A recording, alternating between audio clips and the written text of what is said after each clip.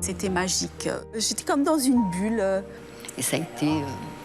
C'était foudroyant. Des dizaines d'années après, elles n'ont pas oublié leur premier baiser. Le jour de mes 18 ans, nous avons échangé notre premier baiser. Et ça, il a mis ses mains comme ça. J'étais au milieu et il m'a fait un bisou ici. C'est tout. Non. Longtemps, cet amour de jeunesse a hanté leurs souvenirs. Régulièrement, j'avais une pensée. Mon esprit divaguait. Je repensais à la rencontre. Personne d'autre ne compte dans ma vie. Mon plus grand souhait, bien sûr, ce serait de le revoir. Et puis un jour... J'ai tapé son prénom et son nom sur Internet. J'ai eu un coup de fil, c'était Pascal qui me téléphonait. Il m'a dit qu'il ne m'avait jamais oublié. Merci. On rattrape les 28 ans qui sont passés.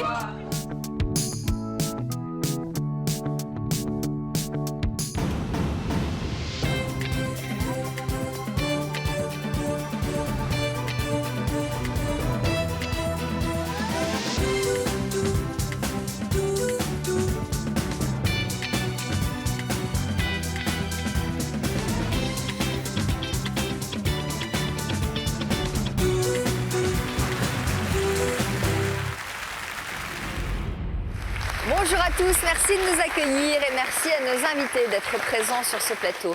Les invités que je reçois aujourd'hui vivent tous dans le souvenir d'un tendre baiser échangé à l'adolescence.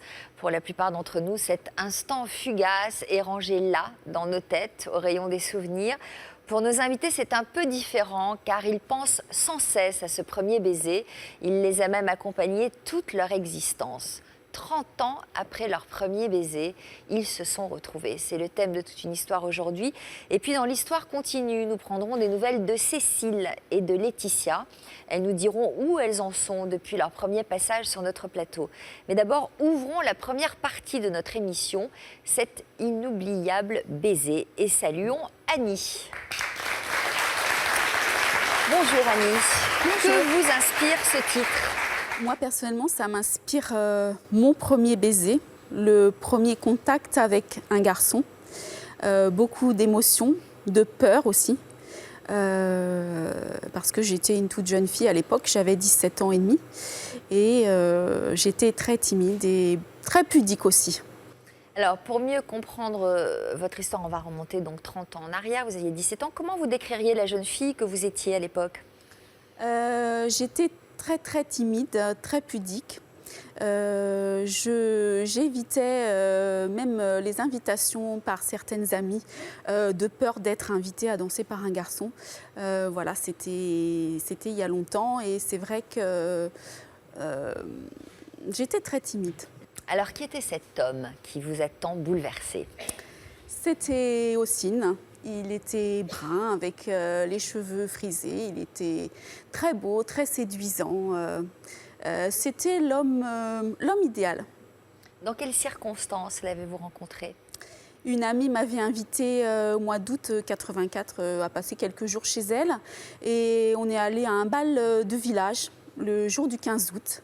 Et donc, c'est à l'occasion de ce bal, j'ai vu un jeune homme qui dansait très bien sur la piste.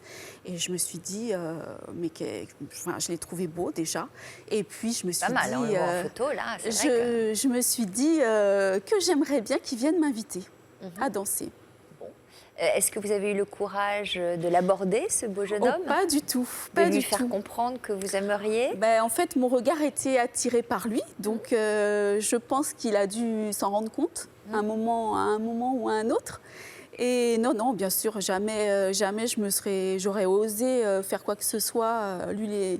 Enfin, il a quand même fini par vous inviter à danser. Oui, à la série des slow, bien sûr. Je l'ai vu se diriger vers moi, à ma grande surprise et à ma grande joie en même temps. C'était quoi le slow ? C'était Still Loving You.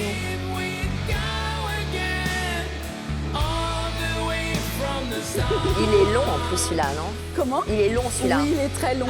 Voilà. C'est qui ? C'est Scorpion ? C'est ça. Qu'est-ce que vous avez ressenti dans ses bras ? J'appréhendais, j'avais peur parce que, comme je l'ai dit, c'était mon premier contact avec un garçon. J'avais la chair de poule. J'avais chaud, j'étais écarlate. Voilà, mais en même temps, j'étais Et vous très étiez bien contente. dans ses bras? Ah oui, très bien. Bon, Très, est-ce que très vous bien. êtes embrassée sur ce titre? Non, pas sur ce titre. Non, Ah. non, non, non. Il ne s'est pas embrassé sur ce titre. Il vous a fait danser à nouveau pendant cette soirée? Non, on est allé s'asseoir et puis quelques temps après, il m'a entraînée dans une arrière-salle où c'était beaucoup plus calme. Et puis il s'est mis contre le mur et il m'a attirée à lui et on a échangé notre premier baiser. Quel effet ce mon baiser premier baiser, en tout cas. Ça vous a fait quel effet? J'étais toute émotionnée parce que je n'avais jamais embrassé de garçon de ma vie. Donc je me suis dit, si jamais il s'en aperçoit, je vais passer pour une cruche. Donc j'attendais et puis je me suis laissée aller. J'ai suivi le mouvement, je me suis laissée aller. Et là, c'était magique. Tout le bruit alentour, c'était comme un bruit de fond. J'étais comme dans une bulle. Voilà, comme dans une bulle. Est-ce qu'il a cherché à vous revoir? Bien sûr, oui, oui. Je lui ai donné mon numéro de téléphone. À l'époque, il n'y avait pas les portables, il n'y avait pas l'Internet. Moi, j'habitais dans une ferme perdue au milieu des champs. Le téléphone était mural, donc il était accroché dans le couloir. C'était un petit peu particulier. Et je lui ai laissé le numéro de téléphone de mes parents, bien sûr. Lui était en vacances, donc je ne pouvais pas le joindre. Et puis voilà, donc il m'a Alors, il vous a rappelé? recontactée. Oui, oui, bien Quand? sûr. 2 jours après, il m'a appelé 2 jours après. Et puis donc on a organisé quelque chose pour se revoir. Est-ce que quand vous vous êtes revus, la magie était toujours présente? Toujours présente. Toujours la chair de poule quand je m'approche de lui. Beaucoup d'émotions, de fébrilité, de plaisir. Et vous vous êtes revus régulièrement pendant 3 Voilà, semaines? c'est ça, tout à fait. Alors, le problème, c'est qu'à l'époque, Ossine n'était en France que pour les vacances. Oui. Il vivait en Algérie. Oui. Est-ce que vous vous êtes fait une promesse au moment de son départ? On s'est promis de s'écrire. On s'est promis de s'écrire et c'est ce qu'on a fait pendant un certain temps. C'est quoi un certain temps? 6 mois. À l'époque, il n'y avait pas d'autres moyens de communication. Donc, les lettres pour aller et pour venir mettaient 3 semaines à chaque fois. Donc, c'était l'attente. Et en même temps, c'était le bonheur d'ouvrir l'enveloppe et de lire et de relire 1 fois, 2 fois, 3 fois les lettres. C'est ça la magie des lettres et de l'écriture. C'est qu'on redécouvre à chaque fois les mots, on les relit et puis il m'envoyait des photos, etc. Donc, c'était de l'attente, mais c'était beaucoup de plaisir. Et puis au bout de 6 mois, Ossine ne vous a plus donné de nouvelles. Comment C'est ça. vous avez réagi face à ce silence? En fait, ça ne s'est pas passé abruptement comme ça. Les lettres se sont espacées. Et puis, un jour, il ne m'a plus écrit. Donc, quelque part, j'ai compris qu'il y avait quelque chose, peut-être pas d'impossible, mais de très difficile dans notre relation. Donc, j'ai eu l'impression que ça s'est fait doucement. Alors, vous avez alors décidé d'aller de l'avant, de vous marier, de construire une famille. c'est Vous nous ça. direz tout à l'heure Oui. si vous avez réussi à oublier Ossine. Mais D'accord. d'abord, on va saluer Ghislaine. Bonjour.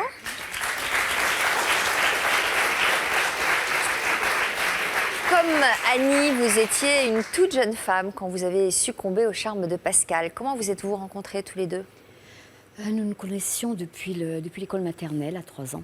Ensuite, je suis partie à 7 ans et demi du lieu où j'habitais, dans les Cévennes. Je revenais régulièrement chez mes grands-parents en vacances. Nous nous retrouvions avec les amis, nous allions nous baigner ensemble, enfin voilà.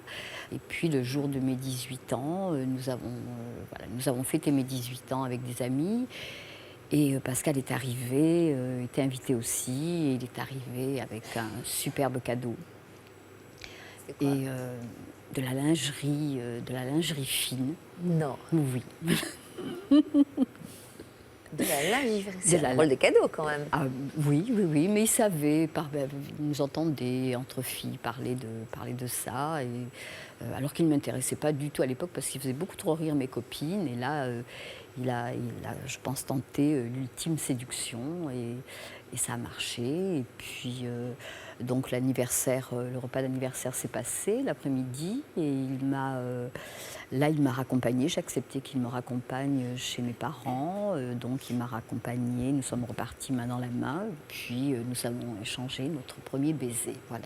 Et ça a été C'était magnifique. l'extase. C'était magnifique. L'extase. Voilà. Donc une saveur particulière, ce premier baiser. Tout à fait. Combien de temps a duré l'histoire entre vous? Vous vous êtes revus les jours qui ont suivi? Oui, pendant 4 mois. 4 mois. Et puis, il a eu l'imprudence de faire un peu de charme à la sœur d'une de mes amies, de ma meilleure amie. Et là, j'ai fait une grosse scène de jalousie et j'ai rompu l'histoire sur un coup de tête, alors que tout se passait très bien. Et puis après, je suis partie à Paris. Alors, 2 ans plus tard, vous avez rencontré l'homme qui allait devenir votre mari. Est-ce qu'il vous arrivait de penser à Pascal? Dans des moments, Pascal m'avait initiée à la sensualité. Et il y avait des moments où je pensais beaucoup à Pascal. À l'âge de 58 ans, alors que vous veniez de divorcer, vous avez ressenti le besoin de retourner sur les terres de votre enfance. Oui. Est-ce que Pascal faisait partie de ce retour aux sources? Non. Pas du tout. Non. Il vous est arrivé de le croiser? Non. J'ai croisé une amie commune que nous avions et qui m'a dit, mais est-ce que tu as rencontré Pascal sur ce chemin? Parce qu'il habite sur ce chemin. C'est un chemin que je parcourais à pied. Et je dis non, j'ai pas vu. Et j'ai fait des recherches. J'ai récupéré le numéro de son fils. J'ai appelé son fils et 2 heures après, j'ai eu un coup de fil. C'était Pascal qui me téléphonait. Il vous disait quoi? Il m'a dit qu'il m'avait aimé toute sa vie, qu'il ne m'avait jamais oublié. Combien de temps a duré ce coup de fil? 4 heures. 4 heures? 40 ans après que vous vous soyez séparés. Voilà. Ça vous a fait quel effet? J'étais toute fébrile, quoi, toute émoustillée, Vous vous êtes rendu compte que vous aussi, vous éprouviez des sentiments pour lui? C'était pas des sentiments, là, encore. C'était très trouble, c'était rien de très défini. Vous avez prévu de vous revoir? Oui. Combien de temps après? 4 mois après. Alors, vous nous raconterez tout à l'heure comment se sont passées vos retrouvailles et pourquoi vous avez décidé de mettre un terme une 2e fois à cette relation. Mais avant, je suis ravie d'accueillir sur notre plateau Léone et sa fille Florence. Bonjour à toutes les deux. Cela fait presque 60 ans que votre vie a été chamboulée par un baiser tendre posé sur votre joue. Racontez-nous. Oui, ça s'est passé à Cambronne. Donc, j'allais au bal rue de l'Amiral Roussin, au bal des Bretons. Et puis... C'est quoi le bal des Bretons? Au bal des Bretons. Et puis, alors, j'arrive, je dépose ma veste. J'étais très élégante à l'époque. Vous l'êtes toujours. Et puis, alors, je dépose ma veste. Et qu'est-ce que je vois derrière moi? Michel. Il arrivait au bar avec ses copains. Et puis, tout d'un coup, il fait « Bougez pas ». Il se dirige vers moi. Ça a été un véritable coup de foudre. Vous ne le connaissiez pas? Non, c'était foudroyant. Ah bon? Quoi, dans le regard, dans le... Oui, dans le regard. Parce qu'il était blond, aux yeux bleus, de taille moyenne, très souriant, très bien. Un monsieur posé. Donc, alors, j'avais déposé ma veste et il arrive à moi et il me dit « Bonsoir, mademoiselle ». On se disait « vous » à l'époque. « Vous acceptez un tango, mademoiselle ?»« Oui, monsieur ». Et c'est parti de là, nous descendons les marches et nous arrivons dans la piste de danse. Et nous avons dansé toute la nuit. Et vous dansez bien? Oui, très bien. Dansait très bien. Puis alors, lorsque le bal s'est terminé, il m'a accompagnée au métro de Cambronne et ça, il a mis ses mains comme ça. J'étais au milieu et il m'a fait un bisou ici. C'est tout. Voilà, c'est parti de là. Et puis, bon, nous nous sommes fréquentés. Il vous a dit quelque chose? 6 mois, nous sommes fréquentés. Il vous a dit quelque chose en même temps que le bisou? ma petite folie. Il m'a dit tout de suite, ma petite folie. Et alors depuis, j'ai acheté le grand disque et je me suis dit, ce sera ma petite folie toute ma vie. Tant que j'aurai fermé les yeux, et le bouquet de violettes qu'il m'a offert, un bouquet de violettes fraîches, il est allé au bois de Chaville parce qu'il voulait être champion de France. Alors Donc, attendez, nous on en est à Cambronne. Il pose ses deux mains, Oui. il vous embrasse, il vous dit ma petite folie. Et vous vous êtes revus après? Un dimanche sur deux, hop, eh ben, je revoyais Michel et on remettait ça. Alors, et bon, il m'offrait de belles balades, le musée Grévin, on se promenait sur les boulevards, des petits théâtres, cinéma, à Bobino aussi qu'il m'avait emmené, je me rappelle. Vous aviez vu qui? Et un jour, il m'a emmené à l'Étoile d'Or à Clamart danser. Parce que je travaillais à Clamart. Nous nous sommes fréquentés pendant 6 mois. Au bout de 6 mois, lui, il a décidé de mettre un terme à votre relation. Oui. Un beau jour, il m'a dit, ça s'est terminé comme ça, à la bouche du métro, à Corentin-Selton. On se disait, vous, ne croyez pas, mademoiselle, que j'abandonne nos rendez-vous pour une autre jeune fille. Il a voulu dire que 6 mois, on s'arrêtait là, parce que, bon, il craignait de ne pas me rendre heureuse, quoi. Et bien, en fait, il ne voulait pas m'épouser. Est-ce que vous avez réussi à faire le deuil de cet amour? Non. Vous ne l'avez Je n'ai jamais fait oublié? le deuil, je ne ferai jamais le deuil. Et pourtant, vous vous êtes mariés 2 fois. 2 fois. Mais Oui. vos mariages se sont soldés par des divorces. Oui, Comment vous expliquez ces échecs? mais c'est Michel qui a compté. Même, j'ai eu 2 maris, c'est toujours Michel qui a compté pour moi. Voilà. Et c'est juste qu'au dernier moment que je fermerai l'œil, je veux que le disque tourne. C'est toi, ma petite folie. C'est une belle histoire. Et Alors, puis, Florence, vous êtes la fille de Léon. Vous aviez quel âge quand votre mère vous a parlé pour la première fois de Michel?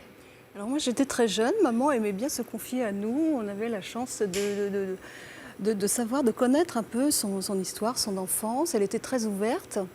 Et donc je devais avoir 10-11 ans quand maman m'a parlé pour la première fois de cette belle histoire. Et pour moi c'était quelque chose de très romantique qui appartenait à une autre époque et ça m'a donné le sentiment vraiment que l'amour c'était quelque chose de très beau et que tout avait été gâché. Est-ce que ça vous a posé un problème par rapport à votre père, par exemple, de savoir que cet homme était dans le cœur de votre J'avais le mère? sentiment qu'on n'avait pas intérêt à en parler devant lui et que ça aurait pu le fâcher. Le fâcher. J'avais peur pour elle secrètement. Je me disais, c'est peut-être pour ça que mon papa est souvent en colère. Voilà. Est-ce qu'il sait? Je ne savais pas ce que lui savait, ce qu'elle lui avait dit. Je n'osais pas aborder la question. Donc c'était un peu un sujet d'angoisse. C'est triste de passer sa vie à aimer un Oui. homme avec lequel vous ne pouvez pas partager votre quotidien. oui, tout à fait. Oui, j'ai pleuré. Bien des fois, j'ai pleuré. C'est une belle histoire. Oui. Frédéric doit être très touchée, elle adore ce genre Je d'histoire. suis très touchée, puis en même temps, je trouve ça triste. Parce qu'effectivement, ce premier amour a tellement été idéalisé que ça a presque figé Léon dans le temps et l'a empêché par la suite, même en gardant cette histoire au fond de son cœur, d'être pleinement heureuse dans sa vie. C'est ça que je trouve triste, malgré le romantisme de cette histoire.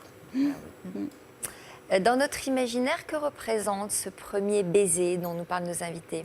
C'est très important parce que c'est justement le premier. Donc il a une saveur particulière, il a une saveur indélébile et c'est la première expérience amoureuse. Ça marque en fait le passage de l'état d'enfant à l'état d'adulte.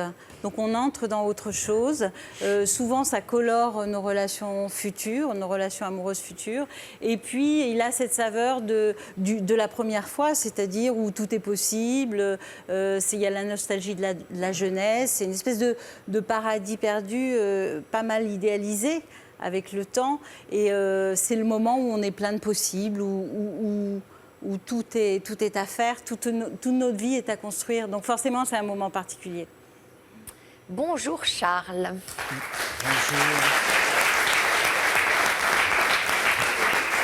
Vous avez un point commun avec Léone, c'est Line Renaud.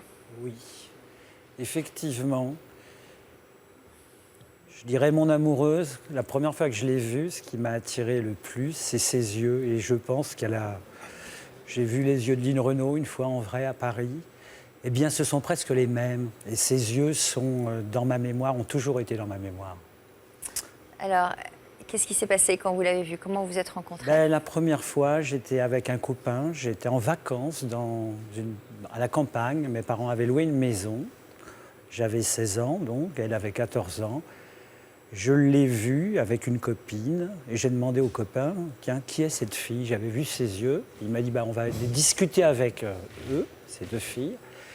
Et on ne s'est pas lâché les yeux. Et j'ai réussi à lui donner rendez-vous 3 jours après, devant ce qu'on appelait à ce moment-là un foyer rural. Et quand on s'est vus, on s'est pris par la main d'abord, on s'est regardé et on s'est embrassés. Voilà. Directement? Pas directement, mais je dirais, on a hésité parce qu'il y a une part de timidité. Et c'est vrai qu'à notre époque, on était, je dirais, pudique. On était, alors je ne dis pas qu'on n'est pas pudique maintenant encore, mais on était réservé. Et ça fait que on a hésité. Mais une fois qu'on s'est embrassé, on s'est embrassé. Alors moi qui suis native de la banlieue, j'avais toujours entendu parler, alors ça c'est une anecdote, que quand on embrassait une fille, il fallait mettre la langue, voilà. Et je ne me suis pas posé la question, hein. On s'est embrassés. Et puis on a tellement senti de bonheur que je me suis dit, c'est complètement idiot ça. Mais bon, c'est une question qui reste toujours ouverte. C'est-à-dire? Quand on embrasse pour la première fois, comment fait-on? Parce que c'est vrai qu'on n'a pas de mode d'emploi. Alors c'est vrai que maintenant on a Internet, on a tout ce qu'on peut. Alors qu'à notre époque, eh bien, on découvrait ça tout seul. Et alors vous avez découvert quoi? J'ai découvert beaucoup de bonheur en embrassant. Mais c'est resté, je dirais, un doux baiser poétique, chaleureux, aimant, mais sans la langue. D'accord. Voilà. Alors, vous avez quand même décidé de vous revoir le surlendemain et les jours d'après. Quels souvenirs avez-vous gardé de ces vacances? Alors, j'ai gardé un souvenir, parce que depuis que je l'ai vue, j'ai toujours pensé à elle. Et sur ces vacances-là, ses parents étaient sévères, c'est-à-dire elle ne pouvait pas sortir comme elle voulait. C'est peut-être normal à 14 ans, effectivement. On fait attention à sa fille, peut-être moins à son garçon. Vous aviez quel âge, vous? 16 ans. J'avais 16 ans. Bon, moi, mes parents me laissaient libre. Hein. J'étais assez libre, même trop libre. À la limite, je pouvais faire ce que je voulais. Mais j'étais un enfant, un ado raisonnable.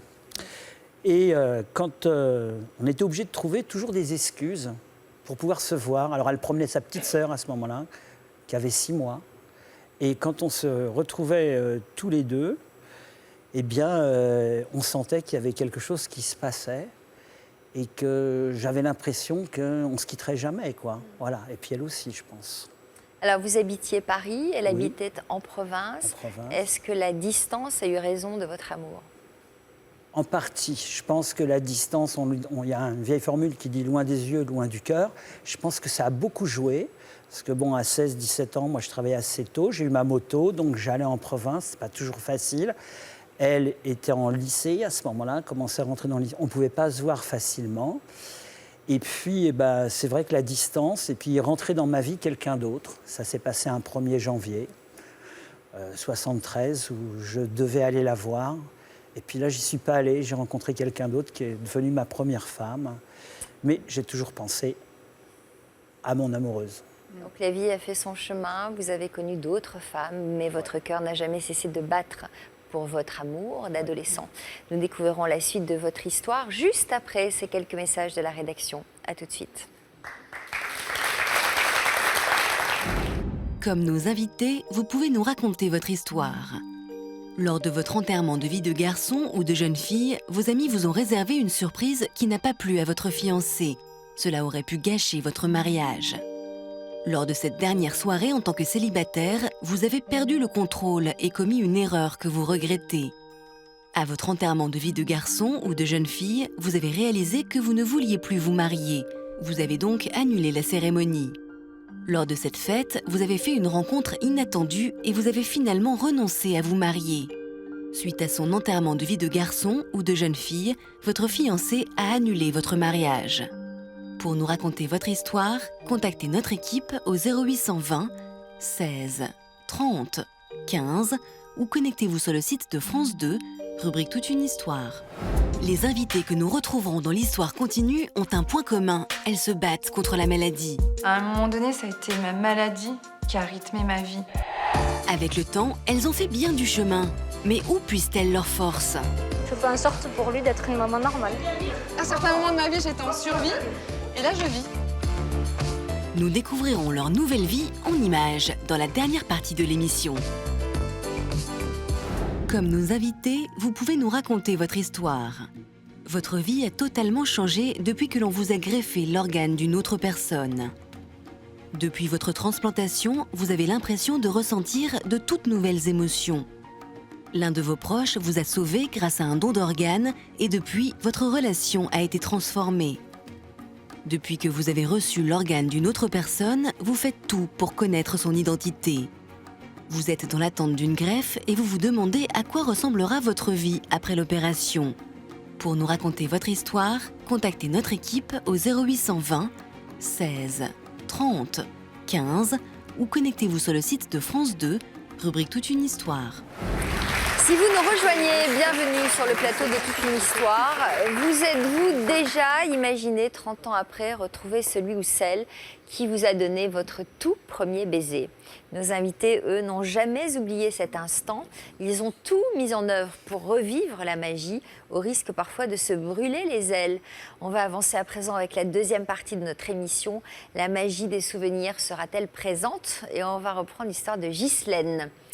40 ans après votre premier baiser, vous avez retrouvé Pascal. Après 3 mois d'attente, vous avez enfin pu vous revoir. Comment se sont passées vos retrouvailles? Ça a été merveilleux. Bon, est-ce Voilà. que vous avez à J'ai nouveau retrouvé- éprouvé un coup de foudre? Mais c'était pas vraiment un coup de foudre avec lui avant. C'était une histoire amoureuse d'adolescente en fait. Tandis que là, ça a été une histoire amoureuse de femme. Il vous plaisait physiquement? Il ressemblait à Henri Fonda. Comment? Il ressemblait à Henri Fonda. Ah oui, il y a pire. Qu'est-ce que vous en pensez, Léon? Pas mal. Et, Henri Fonda, Oui, c'est vrai. pas mal. Voilà. Pas mal. Et il correspondait tout à fait. Il me correspondait. On se correspondait. À l'époque, vous viviez toujours à Paris, Je et vivais lui, à Paris. donc Lui toujours vivait dans les Cévennes. Voilà. Est-ce que vous avez pris une décision? Oui, j'ai pris la décision. Nous avons pris la décision. Je suis partie vivre dans les Cévennes tout en gardant mon appartement à Paris, mais je suis allée vivre en totale autarcie dans les Cévennes avec lui, 24 heures sur 24. Ça s'est bien passé? Ça s'est très très bien passé pendant 7 mois. Pendant 7 mois. Et puis, qu'est-ce qui Ça a s'est passé? été, c'était quelqu'un qui était profondément... qui était profondément dépressif et qui avait dépassé, qui avait des gros problèmes liés à son enfance et qui avait dépassé tout ça quand on s'était retrouvés. Et puis ça l'a rattrapé. Et j'ai passé beaucoup de temps à essayer de le sortir de ça. J'ai pensé que notre amour arriverait à le sortir de ce profond mal-être. Et Au bout de 7 mois, vous avez décidé de le quitter. non, ça s'est pas fait comme ça. Non, ça a duré 4 ans, pendant 4 ans et demi, même en tout. En tout, nous sommes restés 5 ans ensemble. Et pendant tous les 4 ans et demi qui ont suivi ces 7 mois, j'ai essayé de le sortir de ce mal-être. Justement, au nom de cet amour, de tous ces souvenirs d'enfance, de tout ça. Et puis au bout de 5 ans? Et au bout de 5 ans, après être plusieurs fois repartie, puis revenue parce que je l'aimais, et que nous nous aimions, j'ai décidé de partir pour pas être détruite, quoi. Ces derniers mois, je ne regrette rien parce que ça a été très important, ça a été une histoire très forte. Mais je n'ai pas de regrets. Cette histoire-là, il fallait que je la vive. Frédéric? En fait, l'histoire de Ghislaine illustre le fait que parfois ces retrouvailles, c'est pas forcément une expérience c'est une expérience qui peut être douloureuse parce que le problème, c'est qu'on a l'illusion de connaître la personne, alors qu'il faut vraiment prendre conscience du temps qui a passé et qu'on retrouve quelqu'un qui a vécu autre chose, qui a vécu pendant toutes ces années des choses dont on ne sait rien, qui peut avoir une vision du monde que l'on ignore aussi, et du coup se retrouver face à quelqu'un qu'on ne connaît pas. Donc il faut vraiment sortir de cette illusion. Et souvent, moi, les gens me décrivent que les retrouvailles sont très, très émouvantes, parce que forcément, on retrouve son passé, mais qu'en même temps, ce n'est pas forcément facile et que ce n'est pas forcément idéal. Mais ça peut aussi permettre de faire un point sur sa vie à soi, de mesurer le temps qui a passé pour soi, et puis de se dire qu'on a construit aussi notre vie d'une manière qui finalement n'est pas si mal. On retrouve Annie. Alors, Annie, quelques années après le départ d'Ossine pour l'Algérie, vous vous êtes mariée. Est-ce que le souvenir de celui qui vous a donné ce premier baiser a fini par disparaître? Non, jamais. Régulièrement, alors je ne peux pas dire exactement à quel rythme, mais régulièrement j'avais une pensée, mon esprit divaguait, je repensais à la rencontre, à ce qu'on s'était dit, à ce qu'on avait fait. C'était parfois des moments un petit peu difficiles, c'était une échappatoire, c'était me rappeler vraiment des bons moments. Mais parce que vous n'étiez pas comblée avec votre mari? Comme dans tous les couples, il y a des moments où il y a des moments qui sont un petit peu plus difficiles que d'autres. Et donc, c'était une manière pour moi d'adoucir un petit peu d'adoucir le moment. Et donc, il y a eu des moments difficiles, puisqu'en 2010, vous avez fini par divorcer de votre époux. Oui. Est-ce que vous avez repris des recherches pour retrouver la trace de Non, pas Ossine? immédiatement. J'avais besoin de reprendre... de prendre du temps, j'avais besoin de calme, j'avais besoin de reprendre confiance. Et puis, très récemment, voilà. Qu'est-ce qui s'est passé? Précisément, le 17 janvier de cette année, j'ai tapé son prénom et son nom sur Internet. Et je l'ai trouvé, il n'y avait aucun doute, puisqu'il a un prénom, un nom bien particulier, 53 ans, donc l'âge correspondait. J'ai vu des photos sur le site où il était inscrit, donc je l'ai reconnu. Il était toujours aussi beau? Il était toujours aussi beau, bien sûr, ça, il n'y a aucun doute. Il avait vieilli, bien évidemment. Mais je l'ai retrouvé au Brésil. Ah bon? Oui, à São Paulo, précisément. Et alors, vous êtes allée Alors, dans un premier temps, voilà, je lui ai envoyé un message sous une de ses photos en commentaire. Bonjour Ossine, te souviens-tu de moi? Point d'interrogation. Et donc, peu de temps dans la journée, peu de temps après, il m'a répondu bonjour, non, je ne me souviens pas de vous. Alors là, je me suis dit, j'ai changé à ce point-là. Et puis, je lui ai rafraîchi la mémoire. Je lui ai dit, te souviens-tu de l'été 84 dans un village de Seine-et-Marne? Et là, il a fait le rapprochement. Donc, on a commencé une discussion qui a duré pendant 12 heures. Combien? 12 heures. 12 heures? Voilà, 12 heures de messages écrits. Moi, j'adore l'écriture, lui aussi, donc c'est l'idéal. Alors, ces premiers mots en annonçaient beaucoup d'autres. Vous aviez finalement réussi à retrouver l'homme qui vous avait donné votre premier baiser de Paris à Sao Paulo, au Brésil. Vous n'avez pas hésité un instant. Le voyage de l'amour, c'est le titre du reportage que nous vous avons consacré. À Gastein, en région parisienne. Annie, 46 ans, est bien occupée. Dans quelques minutes, sa maison sera pleine d'invités. Annie s'est mariée il y a 4 mois avec Ossine, 53 ans, au Brésil. Aujourd'hui, elle souhaite fêter à nouveau l'événement avec ses proches qui n'ont pas pu venir. Alors... Tiens, tu peux emmener ça sur la table, s'il te plaît? Attends. Il faut même que tu sois présentable, hein. C'est bon. Il y a un an, on m'avait dit qu'au mois de septembre 2013, je serais en train de préparer des petits fours pour fêter mon mariage. Je me serais dit, non, c'est impossible. Et puis, en fait, l'impossible est arrivé. Les parents d'Annie sont les premiers sur place. Bienvenue. Ça va, maman? Ça va, tout le monde? C'est la forme? Oui, ça va. Bah, avec de cette journée, c'est la forme. Hein. Entrez. Ils sont une dizaine à avoir fait le déplacement pour trinquer aux retrouvailles d'Annie et Ossine. Trop changé. Bon, on va trinquer ensemble. Ça dure longtemps, retrouvailles. Ouais, merci. Allez, vous mariez. Qu'on rattrape les 28 ans qui sont passés. Car en fait, Annie et Ossine se connaissent depuis leur jeunesse. C'est en 1984 qu'Annie rencontre Ossine pour la première fois à l'occasion d'un bal de village. Elle a 17 ans, il en a 24. Entre les deux jeunes gens, c'est tout de suite le coup de foudre.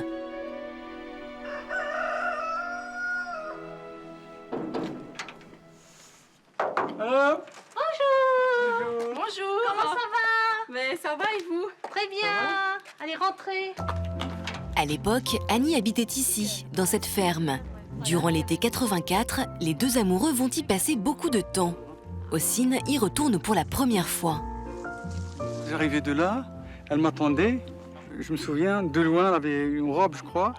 Et j'étais très, très, très heureux. Et c'était réciproque. Et je me souviens bien, cet instant-là, 28 ans après. Moi, je me souviens de tout exactement comme si on l'avait vécu hier. C'est trop fort, non? Ouais, c'est très fort. C'est une émission, c'est une émotion, c'est spécial. Ça y est, les visites? Oui, c'était très émouvant, oui. Ah ouais, oui. Ouais. Vous voulez venir visiter? Ça vous dérange si je jette un petit coup d'œil sur si ma vous chambre? voulez, mais rentrez, Qui n'est rentrez. plus ma chambre, mais... Entrez. Merci. L'idylle ne va durer qu'un été, car le jeune homme doit rentrer en Algérie. Ossine et Annie restent en contact pendant plusieurs mois par courrier. Une fois encore, dans cette chambre, Annie se revoit à 17 ans. Ah oui, ça a changé. Ouais, on est dans ma chambre. Enfin, ma chambre de l'époque, oui. Et je me souviens que tes lettres, j'avais une table de nuit ici et elles étaient toutes là. Elles étaient toutes rangées là avec tes photos. Et je les ai gardées des années, tu vois. Malheureusement, les lettres se font plus rares, jusqu'au jour où les deux jeunes gens coupent les ponts. Chacun va alors fonder une famille. Ossine se marie 5 fois et a 5 enfants. Annie, elle, se marie une fois et a une fille. Mais durant toute sa vie, Annie n'a jamais oublié Ossine, au point de nourrir secrètement l'espoir de le retrouver un jour. À l'arrivée d'Internet, elle commence à faire des recherches, jusqu'au jour où elle le reconnaît sur un site de rencontre, 28 ans après. Quand je retrouve Ossine sur Internet, j'ai les cœurs qui battent à 200 pulsations minute. J'y crois pas. Depuis tant d'années où je le cherchais régulièrement. Quand Annie me retrouve, j'étais au Brésil. En fait, je vivais là-bas. J'ai commencé une vie et elle vient, elle rentre dans cette vie et tout a basculé. Je me suis dit, cette fois, je le trouve, je sais où il est et je suis sûre que quelque chose va se passer entre nous. 4 mois plus tard, sans hésiter, Annie saute dans un avion, direction Sao Paulo. Le 8 mai dernier, ils se disent oui devant le maire de la ville. Tu veux que j'embrasse l'Alliance? Oui ou non?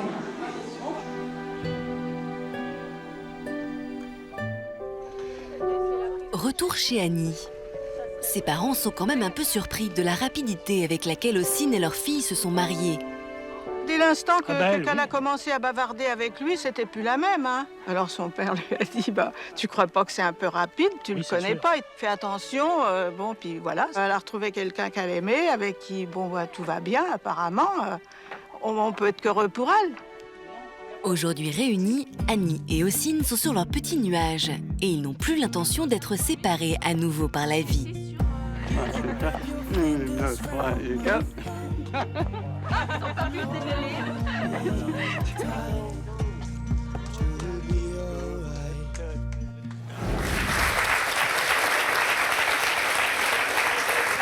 Ça vous a pas effrayé qu'ils se soient mariés 5 fois?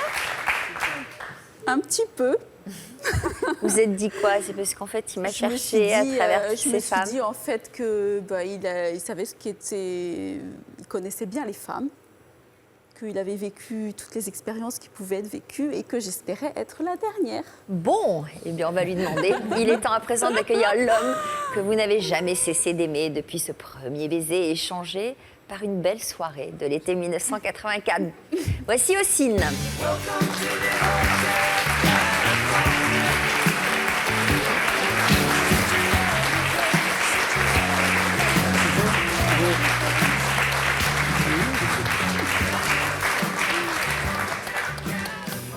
Ravie de faire votre connaissance. Merci. Marié 5 fois, vous l'avez cherché à chaque fois, Non, à travers ces mariages? non, Bon, là vous êtes sûr de vous. oui. Pourquoi? Parce que c'est une culture. Parce que? Une culture, ne pas déranger l'autre. Ouais. Quand on aime quelqu'un, pour moi, c'est le laisser tranquille. Ah bon? Oui, c'est-à-dire, elle est mariée et tout ça, il ne faut pas perturber à cause de l'égoïsme, quoi. Ce que j'appelle, moi, Non, mais égoïsme. ce que je voulais dire, c'est est-ce que vous l'avez cherché à travers toutes les femmes que vous avez épousées? Non, parce que je ne l'ai pas bien connu. Parce que c'était l'âge 17 et moi 24. Après, j'ai mûri et je n'ai vu en elle que la gentillesse. Et c'est arrêté là. Pour moi, c'était les circonstances. Elle était jeune. Mais là, vous vous êtes retrouvés et vous vous êtes décidés très rapidement après vos retrouvailles. Vous avez l'impression de mieux la connaître aujourd'hui? Non, c'est pas très rapidement.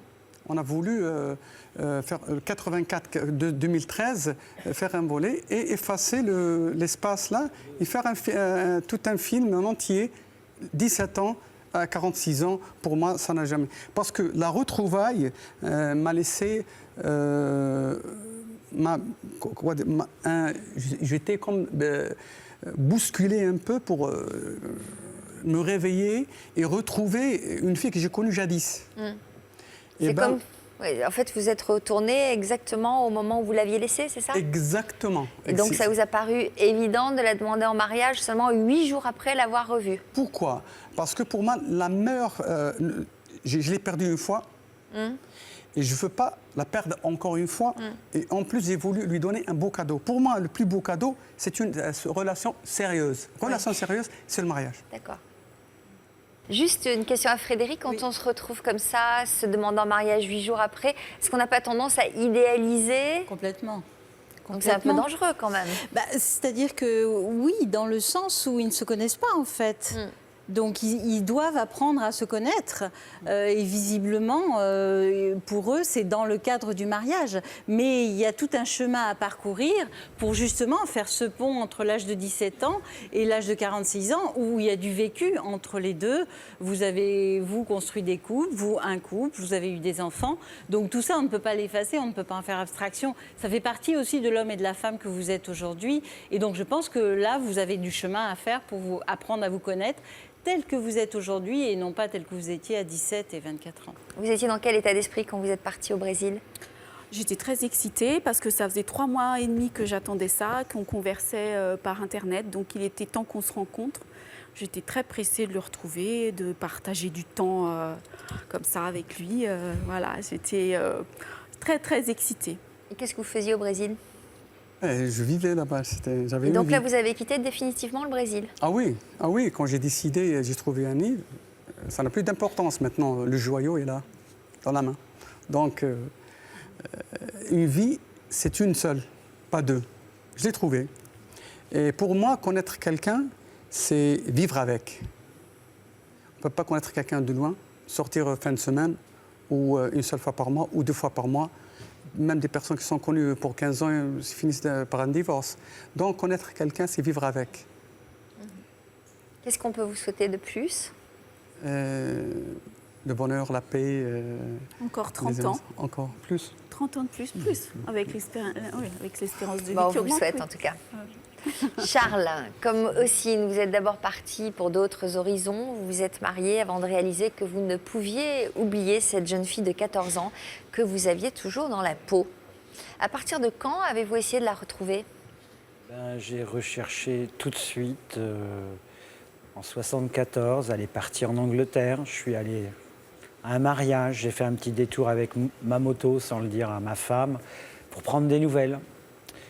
Et puis après, je l'ai recherchée en 80, en 86. Elle était partie aux États-Unis. Donc aux États-Unis, je me disais, on n'avait pas Internet et on n'avait pas tout ça.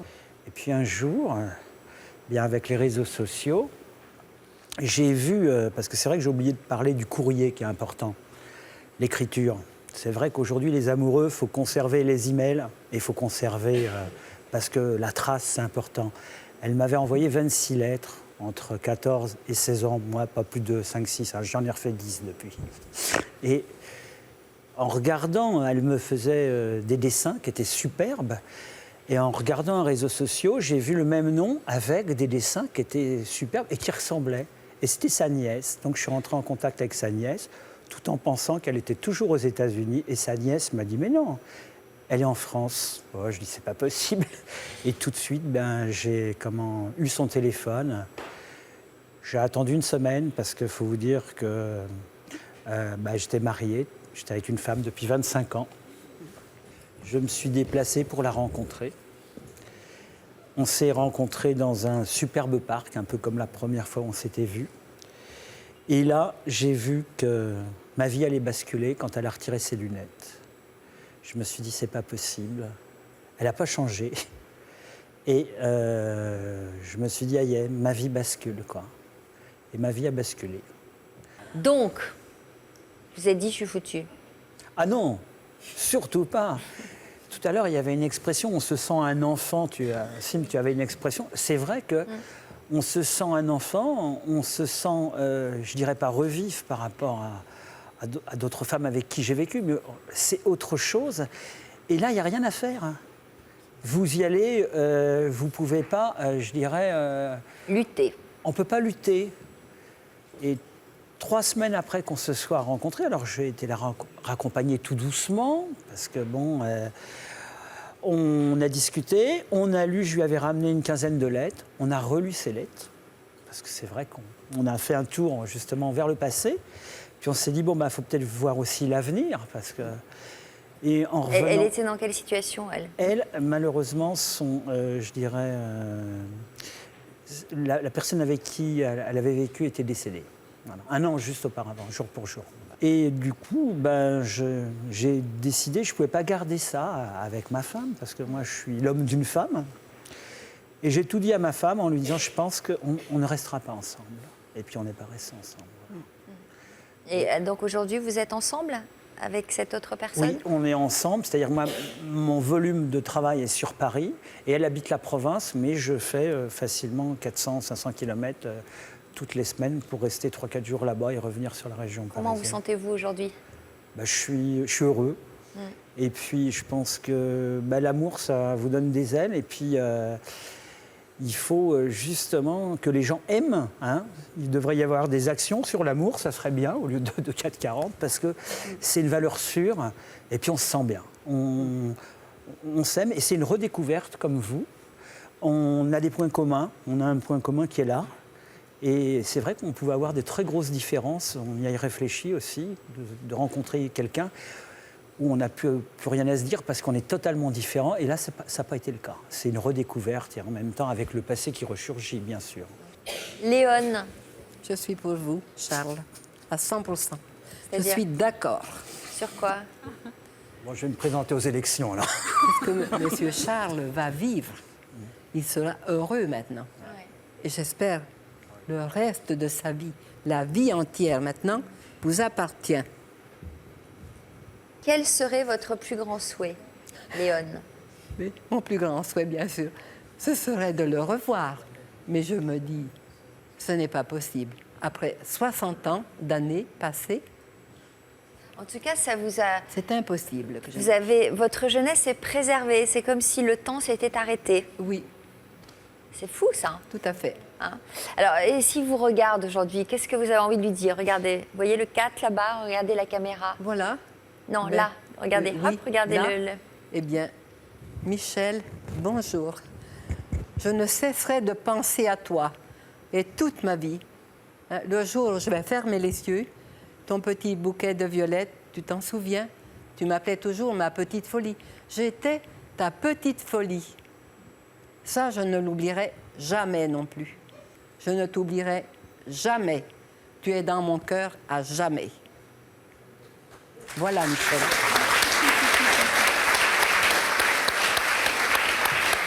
Je vous embrasse. Voilà. Voilà. C'est trop émouvant. J'espère qu'il vous entendra. Ça, c'est vrai. J'espère qu'il vous entendra et qu'il aura l'occasion de vous offrir un nouveau bouquet de violettes. Oui, j'espère. Pour les renouveler. Merci d'être venu nous voir. Nous prendrons de vos nouvelles. J'espère que nous aurons le plaisir de vous accueillir là-bas, en compagnie de Michel. Qui sait ce que la vie réserve parfois. Bien des surprises. Merci d'être venu. C'est pas possible. Merci beaucoup, Sophie. J'ai toujours été frappée par le courage et la pugnacité dont font preuve celles et ceux que j'ai le plaisir d'accueillir chaque jour. Et c'est notamment le cas de Cécile et de Laetitia qui ont en commun cette force et cette détermination. Bonjour à toutes les deux. Confrontées toutes les deux à la maladie, vous êtes venues nous porter un message d'espoir et de vie. Et je vous propose tout de suite de découvrir où vous en êtes aujourd'hui depuis votre précédent passage sur notre plateau.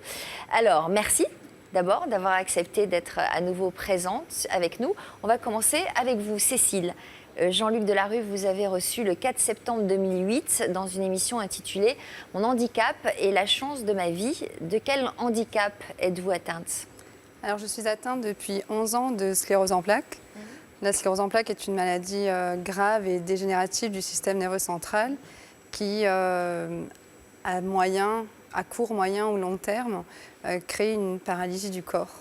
Comment vous décririez la femme que vous étiez avant l'annonce de cette maladie?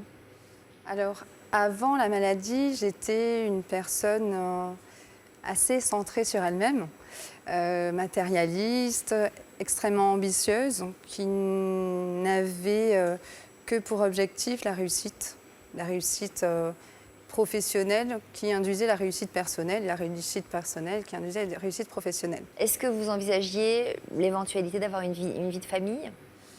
Alors, non, parce que je ne voulais pas d'enfant. J'avais toujours dit aux personnes que j'avais pu rencontrer dans ma vie, mais d'entrée de jeu, je pense que dès les premières rencontres, ou peut-être pas après le premier baiser, mais au bout d'une semaine ou deux, une chose est sûre, je ne veux pas d'enfant. Donc si tu veux un enfant, tu peux passer ton chemin. Pourquoi? Parce que je pensais que avoir un enfant pouvait freiner une carrière et mes ambitions. Faire quoi dans la vie? Réussir. C'est quoi réussir? Réussir, avoir une entreprise. J'étais chef d'entreprise, j'avais une société de communication événementielle qui tournait bien. Donc je voulais faire grossir cette société. J'avais monté un événement qui avait un franc succès dans le sud de la France, donc je voulais l'exporter. Voilà, je ne voulais pas d'enfant parce que mon bébé que je voulais faire grandir, c'était vraiment ma société. Et puis la maladie est entrée dans votre vie le 21 octobre 2002. Que s'est-il passé ce jour-là exactement? Eh bien, le 21 octobre 2002, le matin, au réveil, je dormais. J'entends une sonnerie dans l'appartement. Machinalement, j'appuie sur le réveil. Je me rends compte que ce n'est pas le réveil qui sonne, mais c'est le téléphone dans le bureau que j'avais installé dans mon appartement. Et je jette l'édredon, je pose les pieds sur le sol. J'essaie de me lever comme tout un chacun le fait le matin. Et là, boum, je tombe. Donc, à nouveau, j'ai machinalement toujours un réflexe. J'essaie de me relever, je retombe. Deuxième fois, troisième fois, je m'accroche au matelas, je retombe et je reste clouée sur le sol.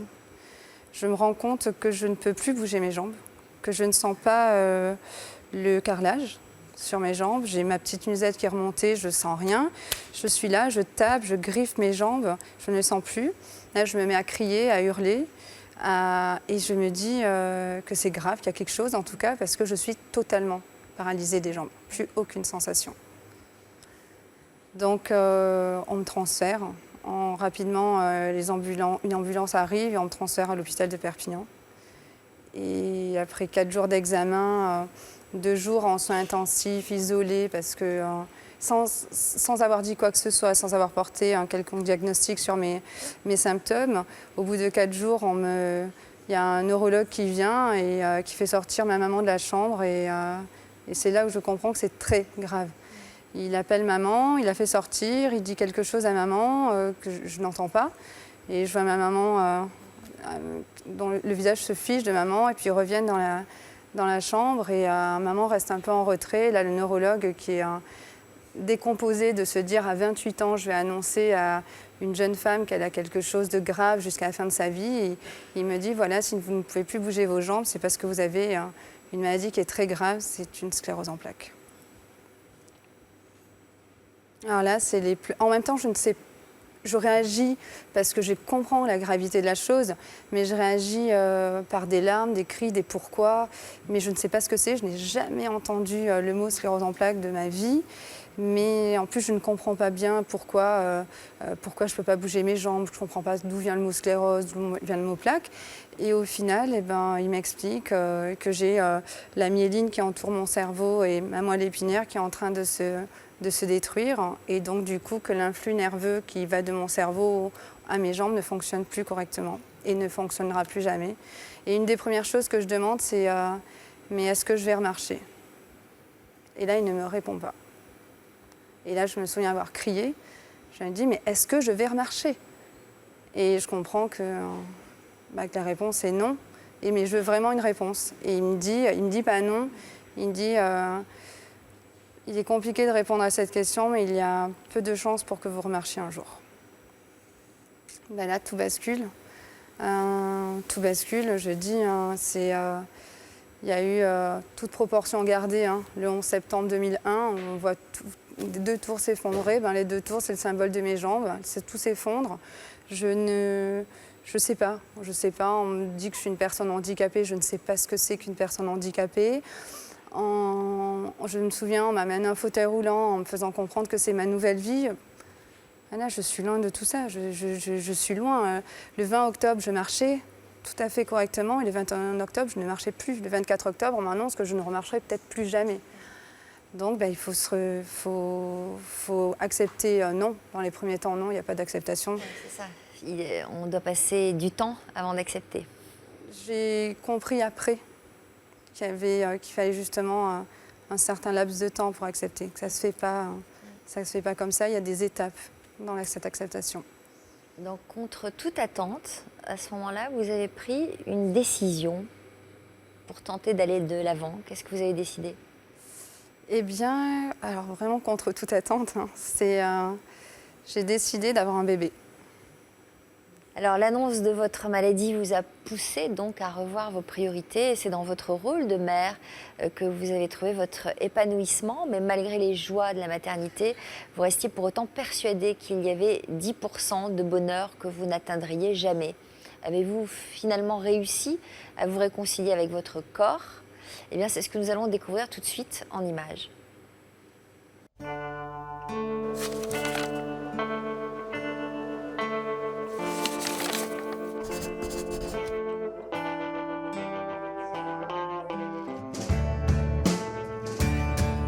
Mes jambes se dérobent, je ne sens plus mes jambes, plus rien. Je suis handicapée des membres inférieurs.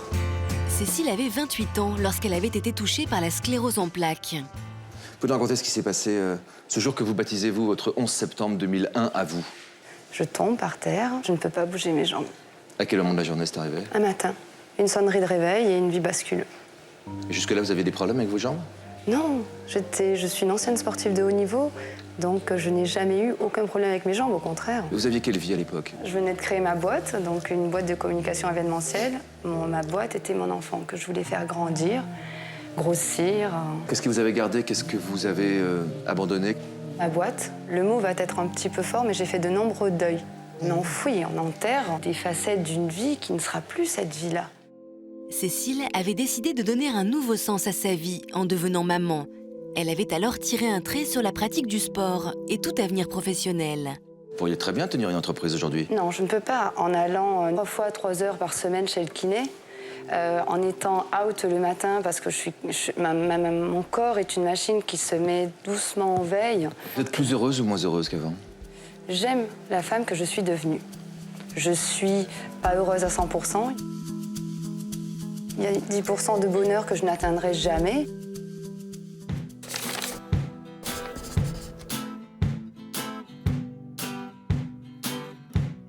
5 ans après son passage sur le plateau de Toute une histoire, nous retrouvons Cécile, avec le sourire. Interview Cécile première. À l'époque, je considérais ma maladie comme colocataire indésirable. Je subissais quand même encore un peu parce que mon handicap était encore très présent. Aujourd'hui, il l'est beaucoup moins. Donc du coup, j'ai toujours ma meilleure ennemie, mais elle se fait oublier.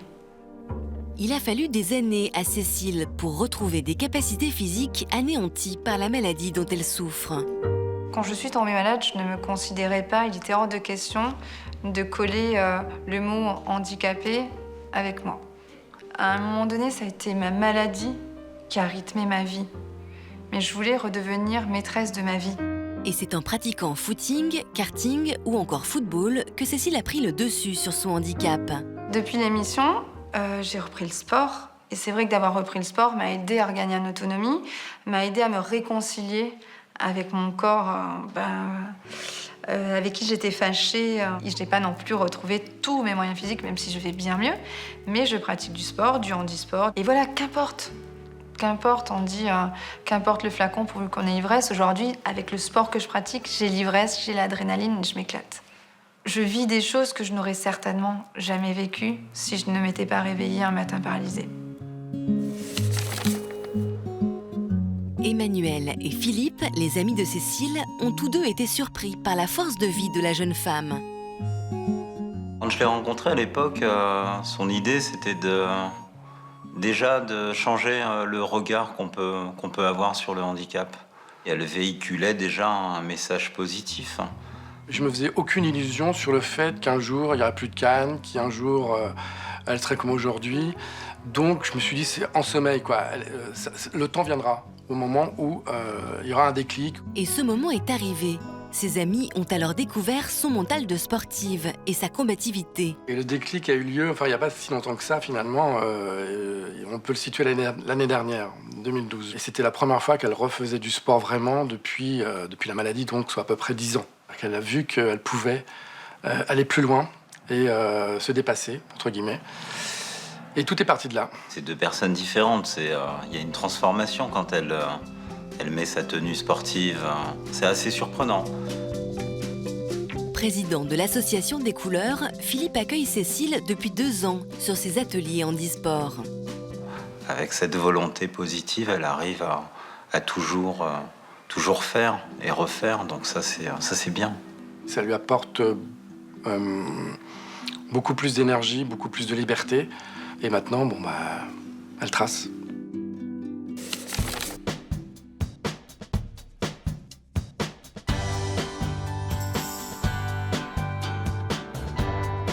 Aujourd'hui, Cécile a retrouvé beaucoup de son ancienne vie. L'autonomie facilite son quotidien et plus rien ne semble arrêter ses projets. Je prépare mes affaires de sport. Même si c'est un dimanche matin et que c'est normalement l'heure de la grasse mat, je suis debout avec mes petites affaires pour aller à cet entraînement, rejoindre tout le monde. Ça pourrait paraître normal d'aller faire du sport un dimanche matin pour les gens qui aiment le sport, mais pour moi, ça a une saveur et un goût assez particulier. Et c'est en laissant derrière elle les cannes qui l'ont soutenue pendant ces 10 dernières années que Cécile quitte chaque jour son domicile. En ce moment, je n'en ai pas besoin, mais elles sont là. Elles me rappellent qu'elles me soutiennent au cas où j'aurais besoin d'elles pour marcher. Elles me rassurent et en même temps, de ne pas la prendre, ça me booste aussi. C'est parti pour l'entraînement. De précieux instants pour Cécile. Elle renoue avec son ancienne vie qu'elle pensait définitivement derrière elle.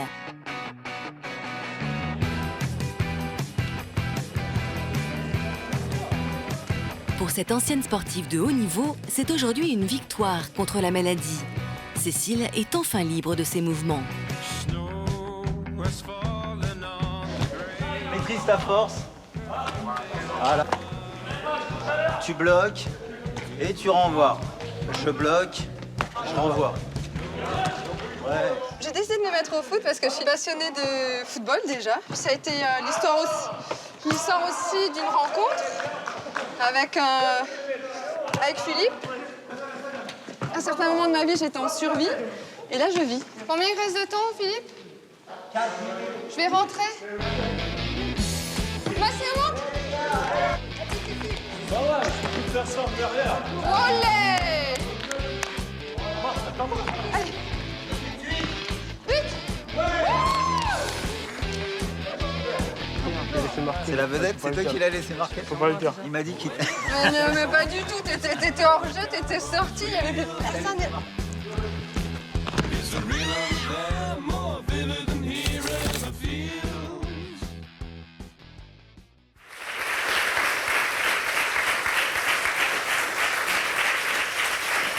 Alors, ça veut dire quoi? Que vous avez terrassé la maladie? Pour le moment, elle est tapie quelque part? Ah oui, elle est là. Je suis une personne malade, je suis une personne handicapée, j'ai ma sclérose en plaques qui est là. Il y a des traitements? Je ne prends plus de traitement. Alors, je suis une forte tête. Hein, j'ai décidé d'en faire justement qu'à ma tête et d'arrêter contre l'avis de tout le monde tous les traitements. Et donc, la volonté joue un rôle considérable. Je pense que la volonté, je suis persuadée que la volonté, comme je l'ai dit, j'ai fait beaucoup de sport avant la maladie, donc j'ai eu une carrière de sportive de haut niveau avant la maladie. Et pendant cette carrière-là, j'ai fait beaucoup de sacrifices. J'ai pas eu de vie de jeune adulte, j'ai pas eu de vie d'adolescente, mais ces sacrifices-là sont devenus mes ressources. Et aujourd'hui, j'ai puisé là-dedans pour pouvoir m'en sortir. Maintenant, je sais que je suis en sursis. C'est pas illusoire, mais presque. Comment vous l'appréhendez tout ça? Vous vous dites, j'emmagasine, je vis le plus possible, je profite de tous les instants? Alors je me dis que tout ce qui est pris n'est plus à prendre. Donc du coup, je profite de l'instant présent, mais à 2000%, et bien plus que, on dit, les gens valides, dans le jargon du handicap, on les appelle les gens ordinaires. Et les gens handicapés, on les appelle des gens extraordinaires. Donc c'est vrai que je pense que je profite beaucoup plus qu'à l'époque où j'étais valide et ordinaire. Voilà, je sais que je suis en sursis. C'est arrivé un matin au réveil sans prévenir. Demain matin, je me réveillerai peut-être dans le même état. Mais ce sursis me fait croquer la vie à pleines dents. Qu'est-ce que ça vous a apporté, le passage dans toute une histoire?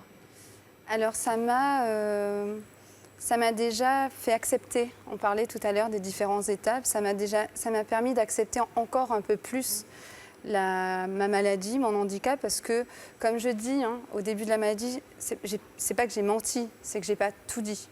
On me voyait, j'ai passé longtemps, je suis restée longtemps dans un fauteuil roulant. On me voyait dans un fauteuil roulant. On me disait c'est un accident de sport. Je faisais. Donc je mentais pas, mais je disais pas tout.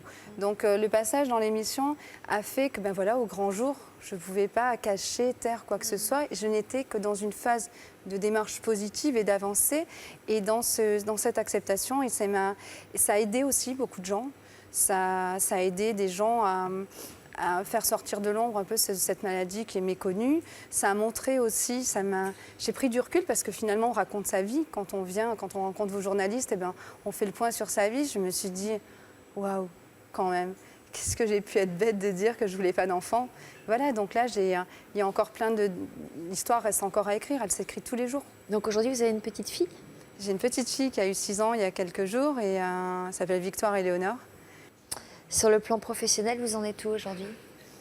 Eh bien, quand on disait le handicap, la chance d'une vie, effectivement, ben, le handicap m'a permis de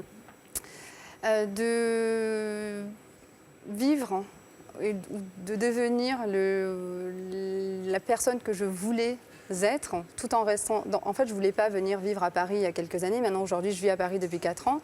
Je voulais rester dans le Sud. C'est pour ça que j'avais monté ma société. Mais j'ai toujours voulu être journaliste et journaliste spécialisée dans le sport. Aujourd'hui, avec mon handicap, je suis allée taper aux portes de différents médias pour représenter la diversité du handicap. Et donc, je suis rentrée dans un grand quotidien français dans lequel je rédige toute la rubrique handisport et je présente aussi des chroniques sport sur une chaîne sport sur le web. Donc voilà, c'est cette porte d'entrée. Je chronique aussi sur une radio et la porte d'entrée a été ma compétence, certes, mais aussi de jouer la carte du handicap. Et il y a encore quelques étapes à franchir. Je n'ai pas touché le rêve ultime. Qu'est-ce que vous voulez faire? Ben, il y a la radio, il y a la presse écrite. Ben, il manque la télé maintenant. Aïe, aïe, aïe, aïe, aïe, aïe, aïe. Donc ouais, j'aimerais Vous voulez bien... faire quoi à la télé? Alors j'aimerais bien avoir une chronique sport à la télé et l'aboutissement. Bon, alors là, moi, je suis patronne de cette chaîne, je vous embauche tout de suite. Hein. Et l'aboutissement, donc en fin d'année, on a le rêve, vraiment, il y a un vrai rêve qui serait, étant passionné de sport, de foot encore plus, ça serait de partir sur la Coupe du Monde de foot au Brésil, hein, avoir une petite chronique. Hein. Bon, écoutez, je vous le souhaite de tout cœur, j'espère que vous allez être entendu et que ça va se réaliser. Bravo pour ce parcours et chapeau, hein. Je suis vraiment admirative de votre beauté et de votre intelligence, de votre regard sur la vie. Bravo. Et il est temps à présent de revenir sur l'histoire de Laetitia. Laetitia, Jean-Luc, vous avez reçu le 27 juin 2007 dans une émission intitulée « Faut-il s'interdire de s'exposer au soleil ?» Pour quelles raisons vous aviez souhaité témoigner à l'époque? Alors à l'époque, donc, j'ai témoigné puisque pour faire connaître d'abord le lupus. C'est une maladie dont je suis atteinte, le lupus érythémateux disséminé. C'est une maladie auto-immune qui n'est pas très connue, finalement comme la sclérose en plaques, et qui touche aussi 80 000 personnes en France, donc moins de 0,1% de la population. Comment Voilà. ça s'exprime, cette maladie? C'est une maladie donc, qui peut toucher tous les organes, en priorité au niveau articulaire, des rhumatismes. On a aussi des atteintes cutanées. Les reins peuvent être également touchés, mais après, là où ça devient beaucoup plus grave, c'est quand il y a des atteintes neurologiques, pulmonaires, cardiologiques. À quel moment les premiers symptômes sont-ils apparus? Donc, moi, j'étais plus jeune que Cécile, j'avais 13 ans. Donc, et les symptômes sont apparus au moment après un séjour au ski, de grosses douleurs au niveau articulaire. C'était des douleurs qui s'accentuaient en fait de jour en jour, sans savoir pourquoi. Au début, on a mis ça sur le compte de l'activité sportive, donc le ski. Et finalement, ça me bloquait de jour en jour. Donc j'ai décidé de consulter, enfin plutôt mes parents m'ont amené voir un rhumatologue. Et le diagnostic est tombé en quelques semaines. J'ai eu de la chance qu'il fasse une prise de sang pour vraiment cibler les anticorps donc, de cette maladie et pouvoir donc diagnostiquer le lupus. Il y a un traitement? Oui. Il existe un traitement. Ce sont des traitements de fond dans un premier temps que l'on appelle les immunosuppresseurs. Donc Et on peut en guérir ou on vit avec? Non, c'est une maladie, c'est comme c'est voisin de la sclérose en plaques en fait. Hein. C'est une maladie auto-immune chronique qui est là toute la vie. Pourquoi le soleil vous est interdit? Le soleil, en fait, c'est un facteur de risque dans la maladie. On ne peut pas s'exposer au soleil parce que justement, on peut déclencher, voire aggraver cette maladie.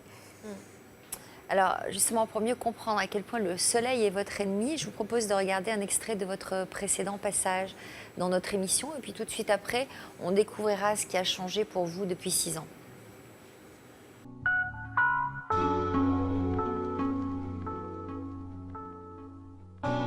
Dès qu'il fait soleil, pour moi, c'est l'enfer. Adolescente, Laetitia avait appris qu'elle était atteinte d'un lupus, une maladie qui provoque des rhumatismes et des réactions cutanées à chaque exposition au soleil. Les premières fois où ça s'est déclenché, vous avez quel âge? J'avais 13 ans. Lorsque le médecin a fini par vous dire que le facteur déclenchant de ces rhumatismes était clairement le soleil, comment vous avez réagi? Au début, j'ai pas tout à fait saisi. J'ai su qu'il fallait me protéger et en plus, il m'a pas laissé entendre que j'allais devoir plus du tout m'exposer au soleil. Je pensais que c'était 3, 4, 5 ans, juste comme ça. Et pourtant, cette maladie s'était avérée incurable. Laetitia avait donc dû apprendre à vivre avec et donc à se protéger chaque jour des rayons du soleil. Je vais me mettre de la crème, je suis obligée de faire avec l'écran total. D'ailleurs, c'est ma meilleure amie, on peut dire, parce que si elle n'était pas là, je ne sais pas comment je ferais. Et quand vous sortez, vous voyez qu'il fait beau, qu'est-ce que vous ressentez, vous? Je suis dégoûtée quand même. Franchement, j'adore la pluie. Sa mère encourageait Laetitia à laisser davantage sa maladie de côté, afin de profiter de la vie. Toute seule, tu te bloques et tu te prives de certaines sorties. Et si j'ai le malheur de prendre un peu de soleil, tant mieux que ça me fait, le soir j'ai mal. Des fois, je me retrouve bloquée parce que pendant la journée, j'ai pris un peu de soleil.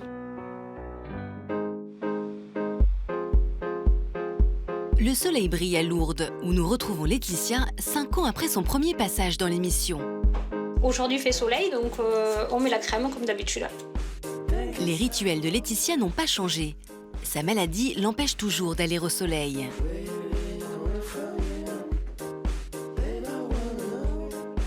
C'est un événement d'une toute autre nature qui, en revanche, a bouleversé sa vie. Coucou chérie. Il y a 1 an et demi, Laetitia a mis au monde Loane. Sa maladie aurait pourtant dû l'empêcher de mener à terme une grossesse. Et ça, c'est quoi, mon chéri? Oui, c'est un petit chat. Dès que j'ai su que j'étais enceinte, ça a été mitigé. D'un côté, j'étais contente parce que je pensais jamais être enceinte, pouvoir avoir un enfant. Et de l'autre, c'était une grosse peur, en fait. On a tout mis en œuvre pour que la grossesse se passe du mieux possible. Et voilà, donc il est là maintenant. Loane a changé ma vie. Ça m'a permis d'une part de l'accepter, la maladie, et peut-être moi de vivre mieux. Laetitia, qui ne vivait autrefois que la nuit, doit désormais affronter les rayons du soleil pour être une mère comme les autres et accompagner son petit garçon dans les sorties anodines du quotidien. Alors, il me fallait 4 tranches de jambon serrano. Je l'écoute. Alors, pour nous, un petit bout de cabillaud, s'il vous plaît. Eh oui. Oui, pour ce grand garçon. T'es content, Loane, de venir au marché, de voir du monde, mon chéri? Oui, t'es content, hein? Ben oui, c'est mieux que de rester enfermé avec maman dans l'appartement, mon chéri. C'est vrai que je sortais pas, ou vraiment, quand il fallait. Là, depuis que j'ai eu Loane, ben, je me retrouve pratiquement, disons, toute seule la semaine, vu que mon compagnon est commercial. Et donc, ben, il faut bien le faire manger, on sort. Et je veux pas le bloquer, moi, par rapport à mon souci de soleil. Je fais en sorte pour lui d'être une maman normale. Laetitia a trouvé une activité ludique qu'elle peut pratiquer en plein jour. Et ce pour le plus grand bonheur de Loane, mais aussi de Julien, son compagnon.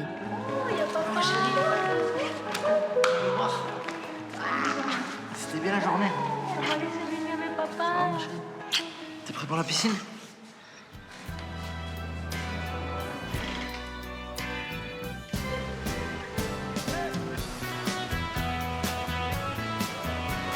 Il y a quelques années, Laetitia ne s'autorisait pas à s'exposer aux rayons du soleil, même à travers une fenêtre. Aujourd'hui, elle accepte de passer outre sa maladie pour profiter de sa famille. Moi, ça me fait plaisir aussi de venir quand il fait jour. C'est clair que c'est mieux, oui, là, de venir la journée, c'est une famille, enfin, comme tout le monde, comme les jeunes, une personne normale. Et en plus, t'es radieuse, tu poses pas de questions, tu te stresses pas, tu regardes pas à droite à gauche à me dire on y va, tout le monde me regarde. De te dire je suis blanche, te stresser. Tout ça grâce à Loane, mon chéri. Grâce à petit bonhomme.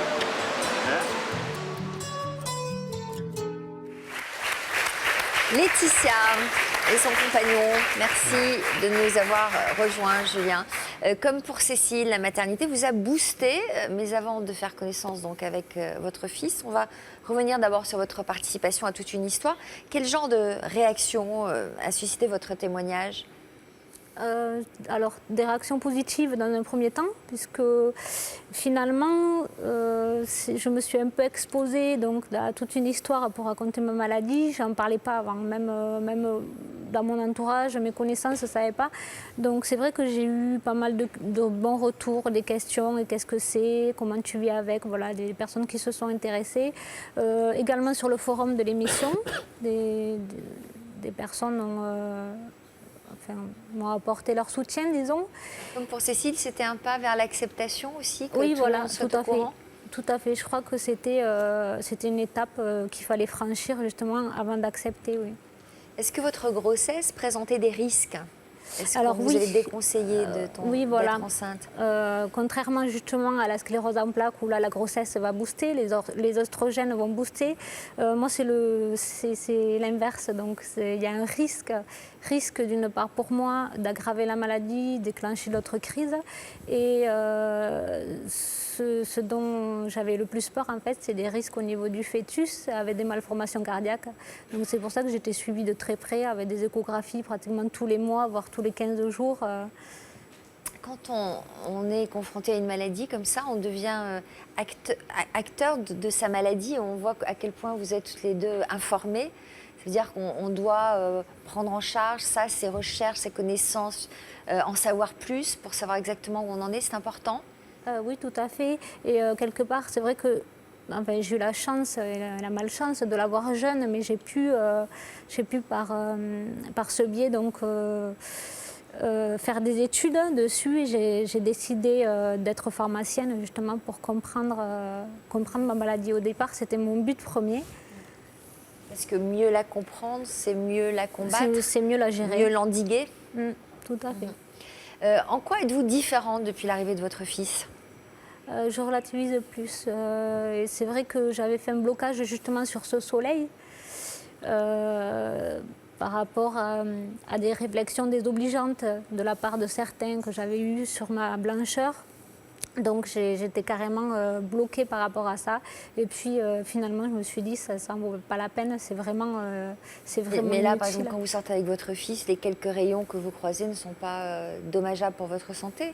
Et si je ne me protège pas, oui. Ouais. Donc c'est opération camouflage le matin avec crème solaire. Aujourd'hui, il y a des textiles qui résistent aux rayons du soleil et tout ça. Oui, voilà, c'est grâce à ça d'ailleurs que j'ai pu aller à la plage cet été avec Loane, parce que bon, auparavant, la plage pour moi, c'était non, et je ne voulais pas justement le bloquer.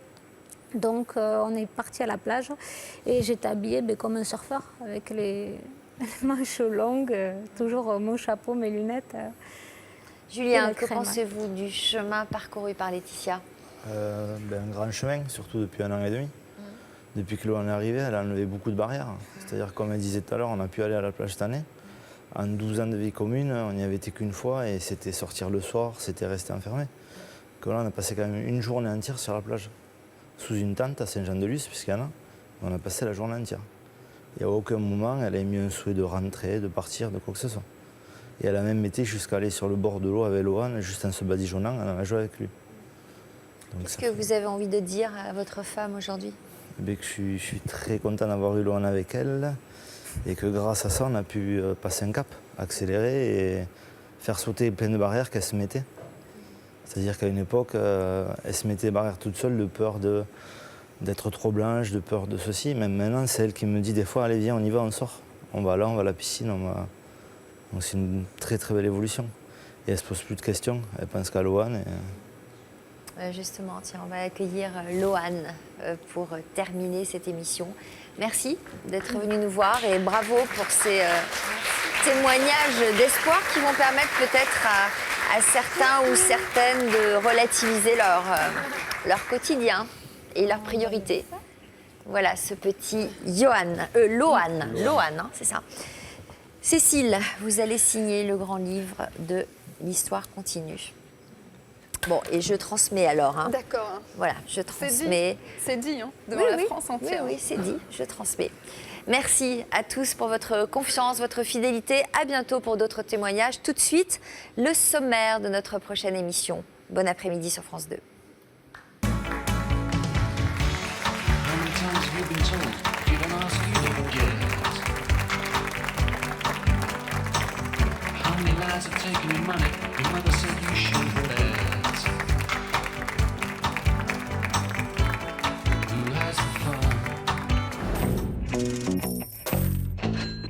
À 18 ans, j'ai une somme d'argent assez conséquente. J'ai pas réalisé. J'ai touché à peu près plus de 500 000 euros à 22 ans. J'y croyais pas. C'est mon manoir, c'est là où je rentre et j'oublie tout. À 21 ans, c'est une satisfaction personnelle de posséder tout ça. J'avais envie de gagner de l'argent. Ouais, je voulais connaître la gloire en fait. Je faisais partie du groupe Tribal King, la chanson façon sexe. 500-600 euros quand j'allais en magasin pour acheter une ceinture, ouais. Les chaussures ? C'est-à-dire le prix serait indécent. J'ai rincé un petit peu tous mes collègues et tout, donc ça monte vite. Le fait de mettre un mois à gagner ce que vous gagniez autrefois en une demi-heure, c'était pas trop dur ? Si.